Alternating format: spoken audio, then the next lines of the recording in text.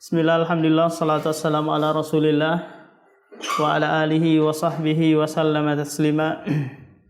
Amma ba'd. Pada kesempatan yang berbahagia ini kita lanjutkan kembali pembahasan kita tentang syair Sulamil Usul ila Ilmil Usul fil Aqidah yang dikarang oleh Hafidz Al-Hakami. Nah, kata penulis,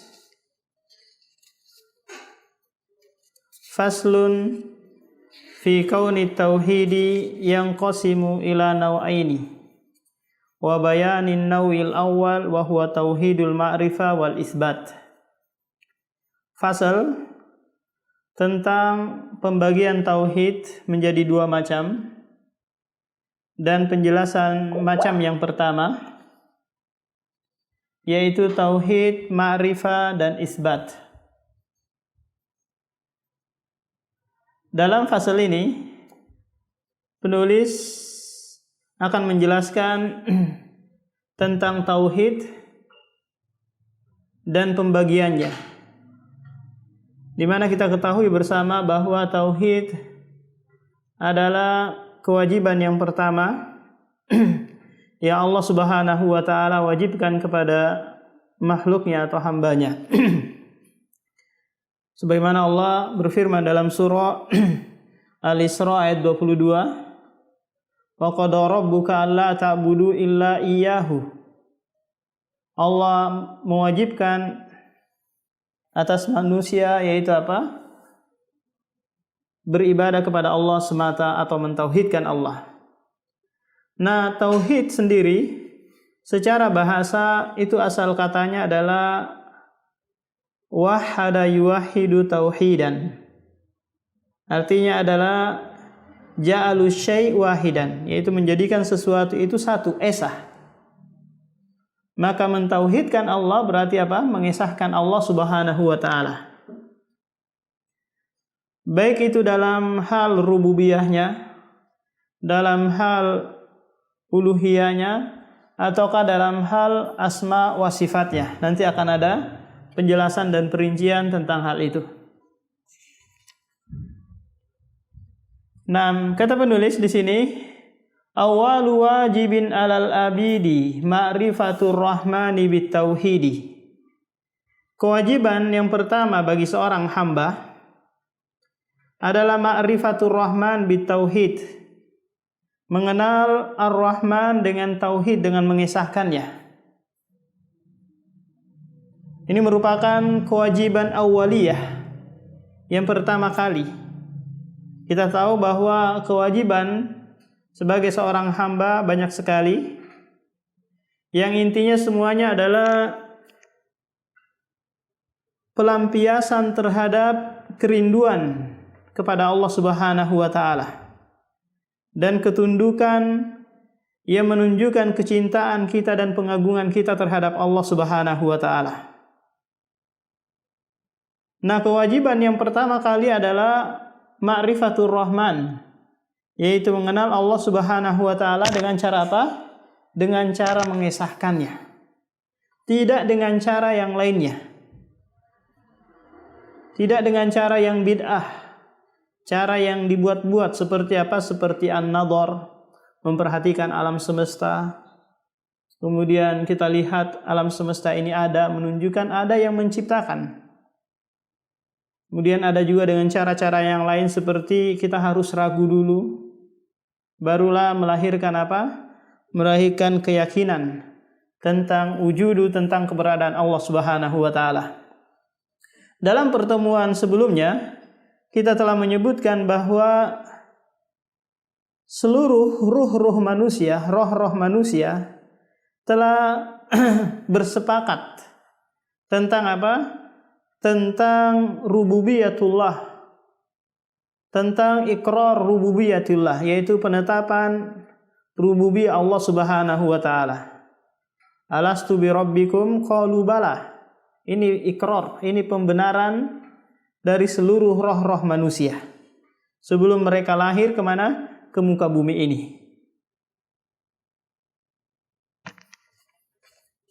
Jadi ma'rifatur rahman bitauhid, mengesahkan Allah Subhanahu wa taala atau mengenal Allah Subhanahu wa taala dengan mengesahkannya.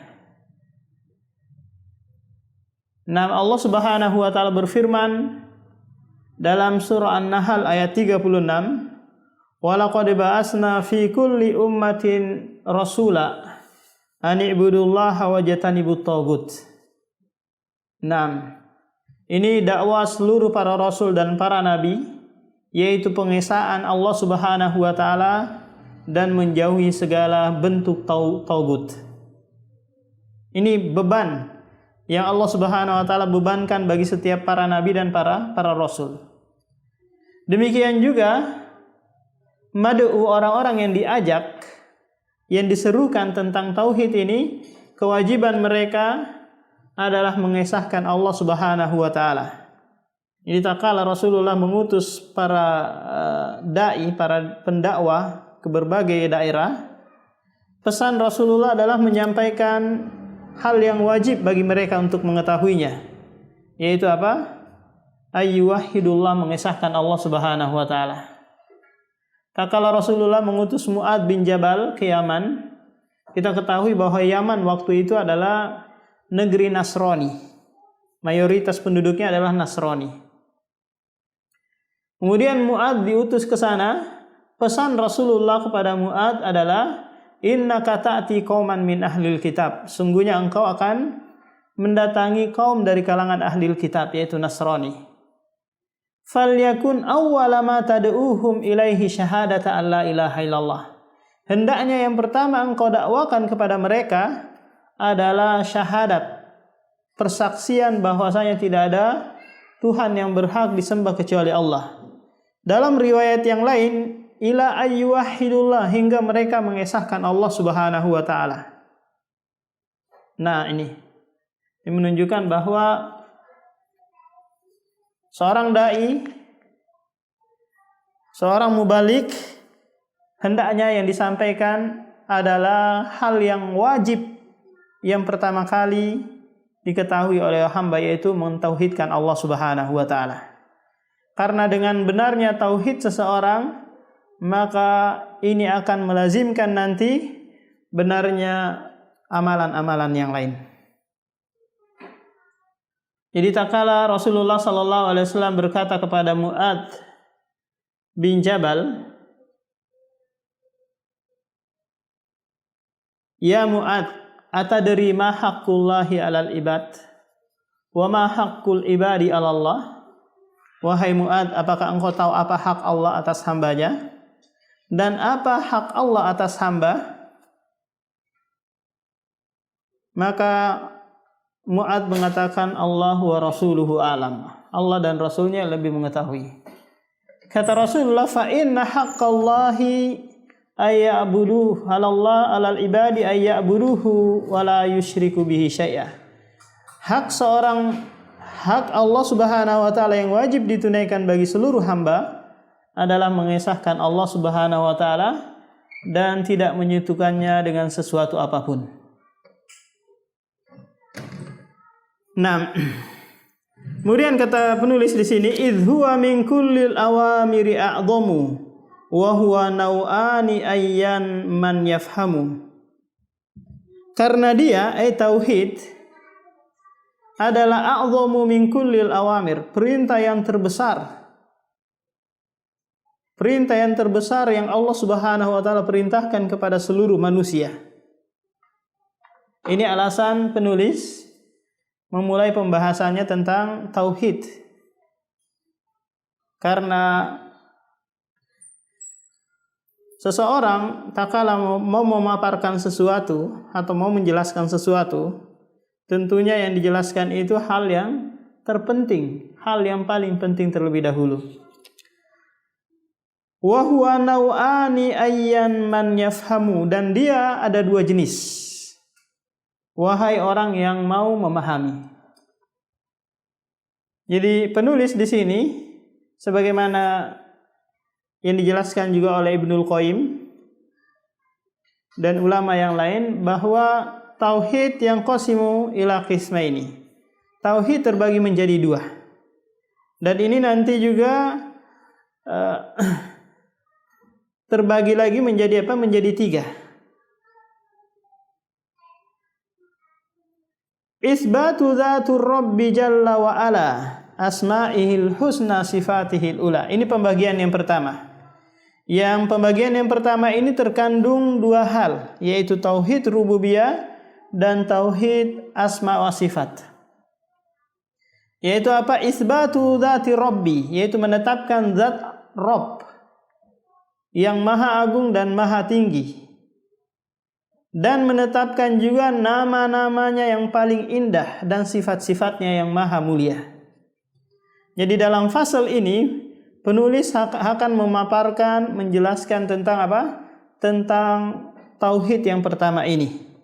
Yang itu kandungannya ada 2. Tauhid apa? Tauhid rububiyah dan tauhid asma wa sifat. Nah, di dalam kolom ini kita jelaskan pembagian tauhid. Tauhid terbagi menjadi 2. Tauhid ma'rifah dan isbat. Itu sama halnya dengan tauhid ilmi. Istilah ini istilah ulama lagi, yaitu tauhid ilmi, tauhid pengetahuan. Sama dengan apa? Tauhid rububiyah dan tauhid asma wa sifat. Kemudian pembagian yang kedua adalah tauhid iradah dan tolab, yaitu tauhid keinginan dan tuntutan, atau yang dikenal dengan tauhid amal, atau sama dengan tauhid al-uluhiyah. Jadi kesimpulannya bahwa tauhid terbagi menjadi apa? Menjadi 3. Yang pertama tauhid rububiyah, yang kedua tauhid asma wa sifat, yang ketiga tauhid al-uluhiyah. Tauhid rububiyah adalah menetapkan dan mengesahkan seluruh perbuatan yang menjadi kekhususan bagi Allah Subhanahu wa taala. Seperti mengatur alam semesta, menurunkan hujan, menciptakan, mematikan, memberikan rezeki, dan yang lainnya. Kita harus esahkan Allah Subhanahu wa taala dalam hal ini. Kita tidak boleh meyakini bahwa di Banjarmasin sana ada kiai fulan yang menurunkan hujan. Di Sulawesi sana ada dukun fulan yang menurunkan hujan. Nah, kita juga tidak boleh meyakini bahwasanya si fulan itulah yang memberikan rezeki kepadaku. Si fulan itulah yang mematikanku dan menghidupkanku. Ini merupakan apa? Penyimpangan atau kesyirikan dalam hal tauhid rububiyah. Nah, jadi Fir'aun laknatullah alaihi mengingkari hal ini. Mengingkari bahwasanya Allah Subhanahu wa taala Rabbul Alamin. Karena dia menetapkan Rabb itu hanyalah untuk dirinya. Dia menyebutkan hal itu, Allah abadikan perkataan Fir'aun dalam surah Al-Mutaffifin. Wa qala ana rabbukumul a'la. Fir'aun berkata, aku adalah Rabb kalian yang maha tinggi. Nah, jadi orang-orang musyrik ada di antara mereka yang menetapkan, ada pula yang menafikan. Seperti yang Allah Subhanahu wa taala abadikan di dalam Al-Qur'an. Ketika kalian bertanya, man yarzuqukum man yakhluqukum, siapa yang menciptakan? Fayaquluna Allah, mereka akan berkata Allah. Lihat, mereka apa? Menetapkan tauhid rububiyah.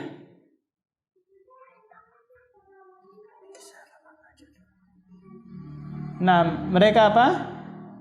Mentauhidkan Allah Subhanahu wa taala dari sisi tauhid rububiyah ini. Kemudian yang kedua adalah tauhid asma dan sifat, yaitu menetapkan nama-namanya yang indah dan sifat-sifatnya yang maha sempurna. Kita tahu bersama bahwa Allah Subhanahu wa taala memiliki nama-nama yang paling indah. Nanti penulis akan memaparkan tentang hal itu. Allah berfirman di dalam Al-Quran, walillahil asma'ul husna fad'uhu biha wa dharul ladzina yulhiduna fi asma'ihi. Kata Allah Subhanahu wa taala, lillahi, bagi Allah lah nama-nama yang husna. Husna di sini dalam ilmu nahwu, dalam ilmu sharaf dia adalah ismu tafdil min ahsan. Muannas ahsan, yaitu apa? Husna dari kata ahsan jadinya husna, yang paling indah. Kenapa? Karena nama-nama Allah Subhanahu wa taala terkandung sifat yang maha sempurna. Sifat yang maha sempurna yang tidak ada kekurangan padanya. Jadi kita menetapkan nama-nama Allah Subhanahu wa taala yang jumlahnya tidak terbatas. Adapun hadis yang menyebutkan dari hadis Abu Hurairah yang mengatakan bahwa inna lillahi tis'atan wa tis'ina isman man ahsaha dakhalal jannah, maka hadis ini la yadullu ala hasrihi. Kata Rasulullah, sesungguhnya Allah memiliki 99 nama. Dalam riwayat yang lain, mi'atun illa wahid, 100 kurang 1. Barang siapa yang memahami, mengamalkan, dan menghafal nama-nama tersebut, maka baginya surga. Luar biasa. Dia paham tentang nama-nama Allah Subhanahu wa ta'ala, ini manfaatnya sangat besar. Tak kala dia tahu Allah Ar-Razzaq, maha pemberi rezeki, maka dia bergantung kepada Ar-Razzaq. Tak kala dia mengetahui Allah Al-Ghani, maha kaya,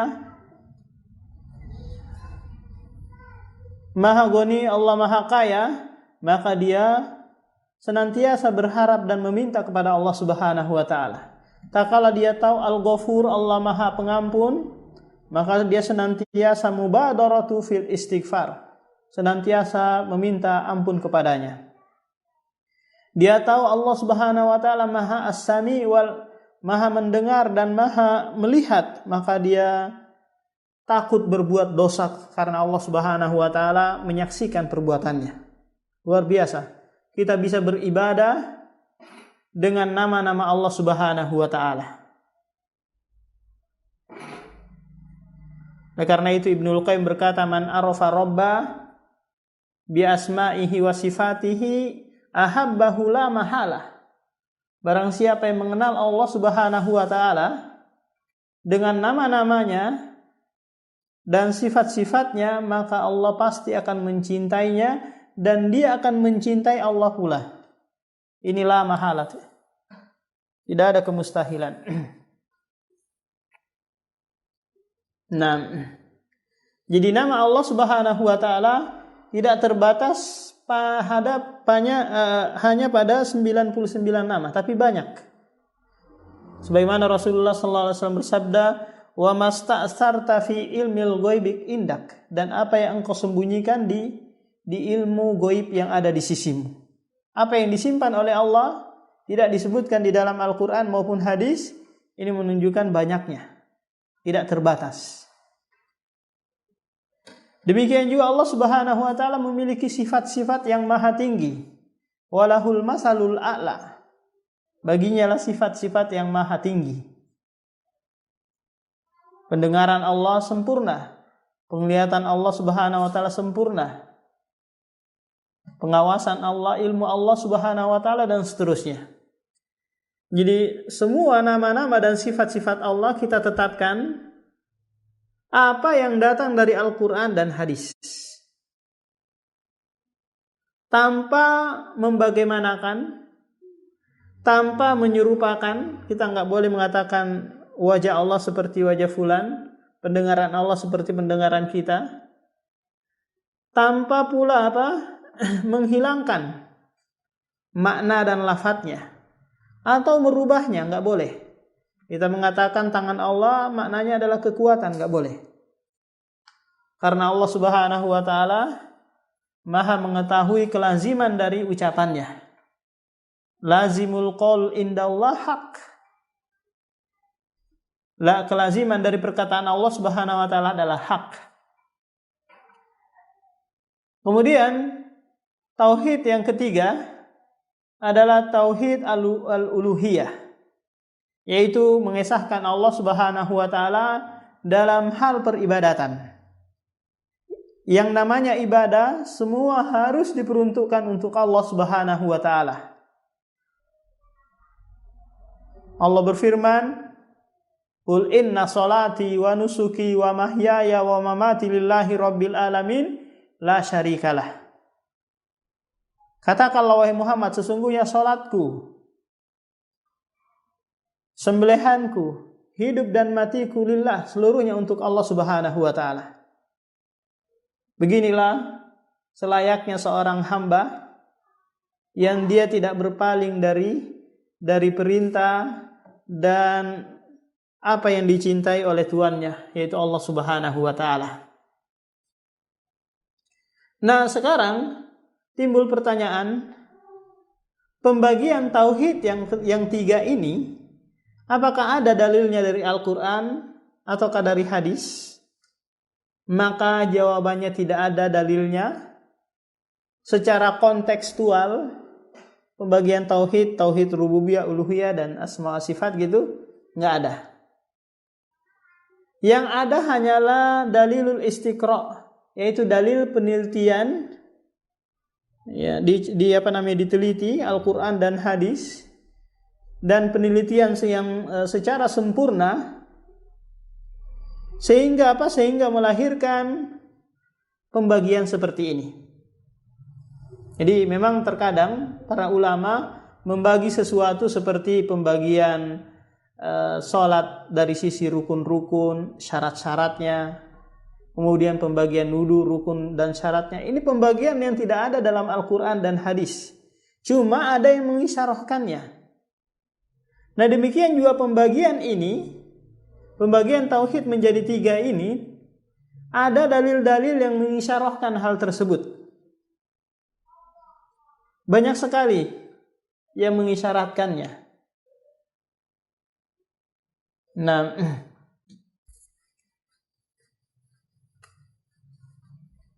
Ibnu Taimiyah pun dan ulama-ulama sebelum Ibnu Taimiyah seperti Ibnu Mandah, seperti Al-Bakri, dan ulama-ulama yang lainnya membagi tauhid menjadi tiga. Demikian juga Syekh Muhammad Amin Al-Shinqiti di dalam kitabnya Adwa'ul Bayan itu menjelaskan bahwa pembagian tauhid menjadi tiga ini dalilnya adalah al-istiqra' wa tatabbu'. Dalam ilmu mantik, al-istiqra' dan tatabbu' ada yang sifatnya dia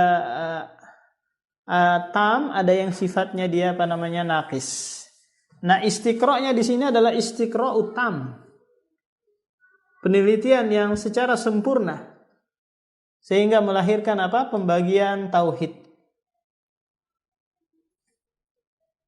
Nah, dalil-dalil yang mengisyarahkannya yaitu firman Allah Subhanahu wa taala dalam surah Maryam ayat 65, Rabbus samawati wal ardi wa ma bainahuma fa'budhu wastabir li ibadatihi hal ta'lamu lahu samiyya. Rabb semesta alam, Rabb langit dan bumi dan apa yang ada di antara keduanya. Ini tauhid rububiyah. Fa'budhu, ini tauhid uluhiyah, perintah untuk beribadah kepadanya. Wastabir li ibadatihi, dan bersabarlah dalam beribadah kepadanya. Hal ta'lamu lahu samiyya, apakah engkau mengetahui baginya samiyya, yaitu tandingan suatu hal yang sama? Maka jawabannya tidak ada. Ini tauhid asma wa sifat. Lihat ayat yang mulia ini, surah Maryam ayat 65, mengisyaratkan tauhid, ketiga tauhid tersebut. Tauhid rububiyah, tauhid uluhiyah, dan tauhid asma wa sifat. Demikian juga surah Al-Fatihah.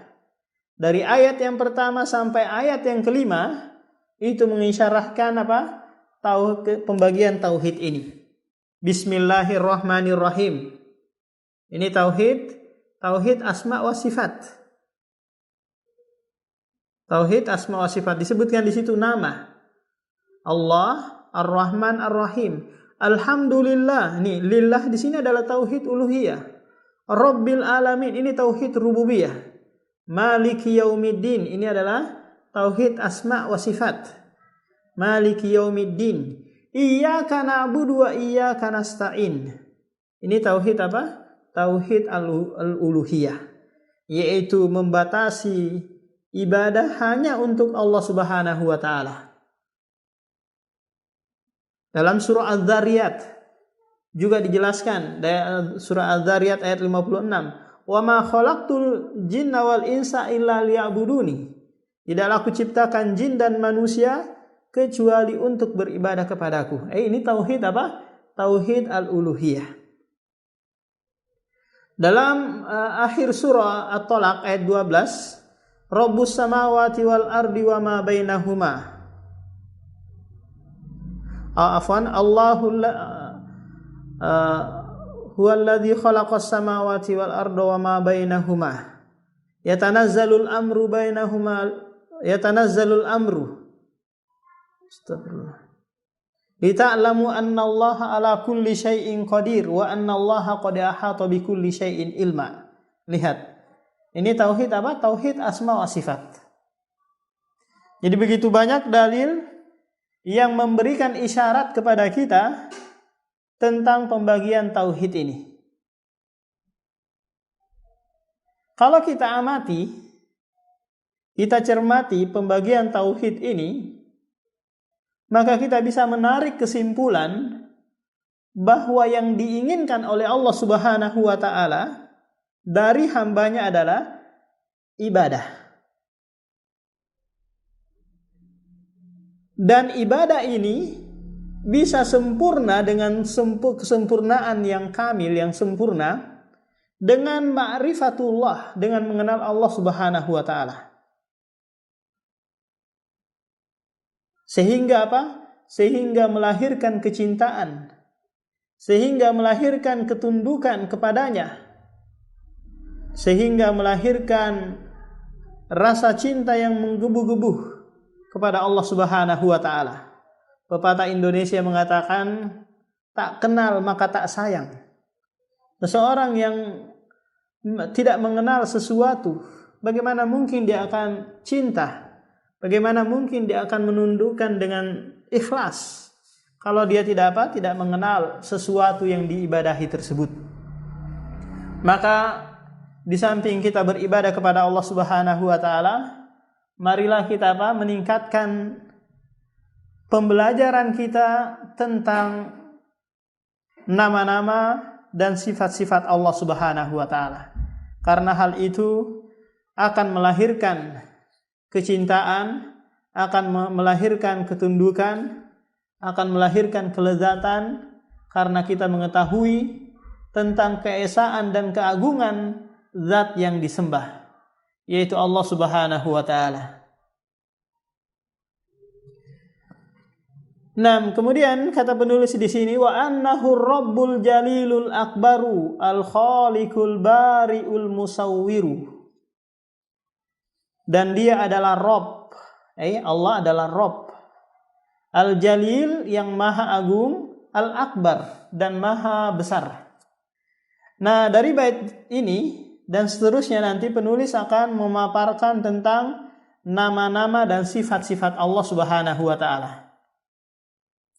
Nama Allah yang pertama adalah Rabb. Ini Rabb. Ar-Rabb ini maknanya banyak sekali. Dan dia 500 lebih disebutkan di dalam Al-Quran. Yang maknanya adalah mengatur, pemilik kerajaan, Tuhan yang maha tegak, dan pemberi kenikmatan. Nah, Rabb ini apabila dia yudhkaru mufradan, disebutkan secara menyendiri, maka maksudnya adalah Allah Subhanahu wa taala. Dan seluruh nama-nama dan sifat-sifat Allah Subhanahu wa taala itu mengarah kepada Rabb ini. Sebagaimana yang disebutkan oleh Ibnul Qayyim. Mengarah kepada apa? Kepada Rabb. Akan tetapi Rabb ini terkadang digunakan oleh orang Arab untuk selain Allah Subhanahu wa taala.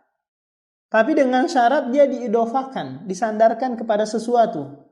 Contoh, Rabbul Manzil. Itu tuan rumah artinya. Rabbul Manzil. Rabbun Naqah, pemilik onta. Rabbul Qaryah, tuan tanah. Dan seterusnya.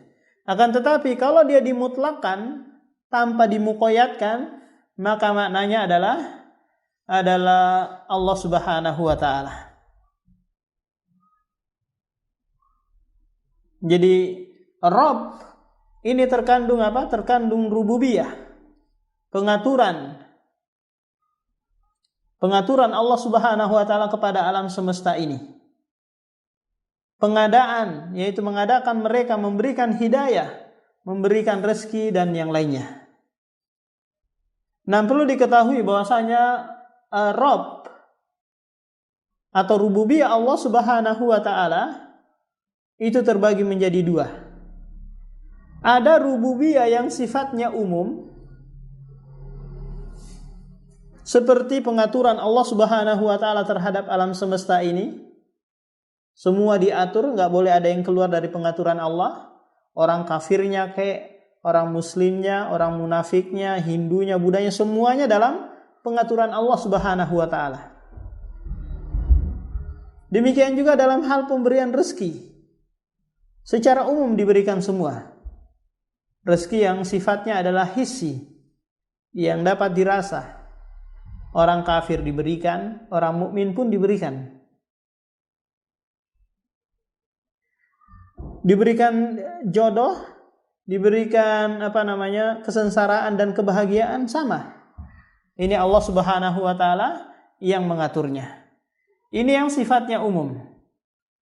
Kemudian yang sifatnya khusus, seperti memberikan taufik, ketetapan terhadap iman dan Islam, ini khusus bagi orang-orang yang dipilih oleh Allah Subhanahu wa taala. Memberikan kemudahan dalam mengikuti sunnah Rasulullah, ini tidak semua kaum muslimin diberikan hal ini. Menjaga manusia dari keburukan, dari fitnah, ini adalah kekhususan. Ya, rububiyah Allah Subhanahu wa taala yang sifatnya khusus kepada orang-orang tertentu. Demikian juga mengeluarkan manusia dari kegelapan menuju cahaya yang terang. Ini manusia-manusia pilihanlah yang Allah Subhanahu wa taala pilih.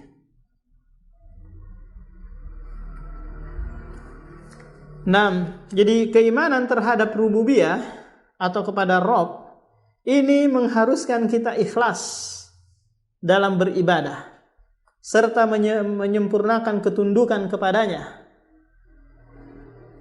Allah Subhanahu wa taala berfirman dalam surah Al-Baqarah, Ya ayyuhan nasu budu rabbakumul ladzi khalaqakum. Ini konsekuensinya adalah dia menciptakan, maka harus mengikhlaskan beribadah kepadanya. Ibnu Katsir rahimahullah menta'liq ayat ini dengan perkataannya apa? Ar-Rabbu huwal mustahiqqu lil ibadah.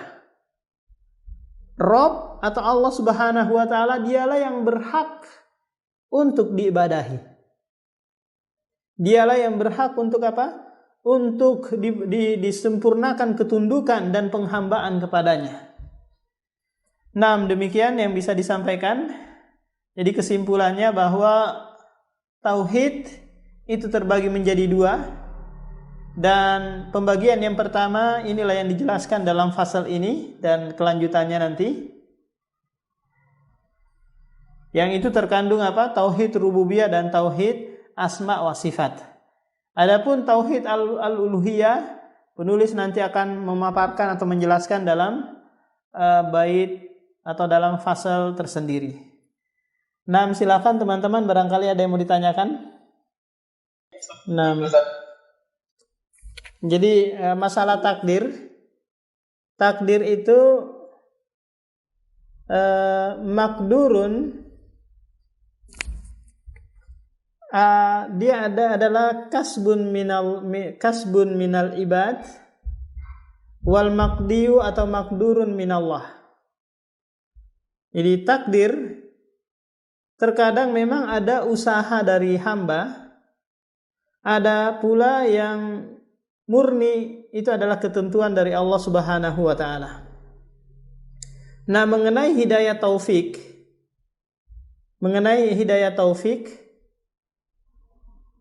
di sana ada kasbun, ada usaha juga. Ada pula yang tanpa kasbun, tanpa usaha, langsung Allah berikan begitu saja. Karena pada hukum asal seseorang sudah mentauhidkan Allah Subhanahu wa taala, mentauhidkan Allah Subhanahu wa taala dari sisi tauhid rububiyah, yang melazimkan nanti tauhid al-uluhiyah. Nah, kalau dibiarkan begitu saja manusia tanpa ada usahanya, tanpa ada campur tangan orang lain, tanpa ada gangguan bapak dan ibunya atau tetangganya, maka dia akan tumbuh sebagai orang yang mentauhidkan Allah Subhanahu wa taala.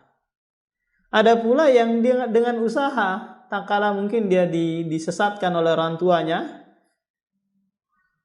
kemudian dia berusaha mencari hidayah tersebut. Kemudian setelah dia berusaha, Allah memberikan. Nah, ini adalah hidayatut taufik yang disertai dengan apa? Dengan usaha dari hamba tersebut. Nah, paham Kasful? Paham, Ustaz. Iya.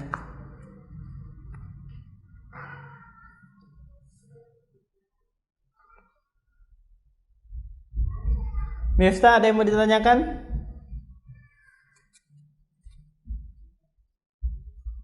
Ya, ada Ustaz. Oh, iya. Faisal? Ustaz, tadi terlupa ada dats baru buka. Oh iya. Nah, demikian kalau gitu kita lanjutkan lagi dalam pertemuan berikutnya. Subhanakallah wa bihamdika, asyhadu an la ilaha illa anta, astaghfiruka wa atubu ilaik.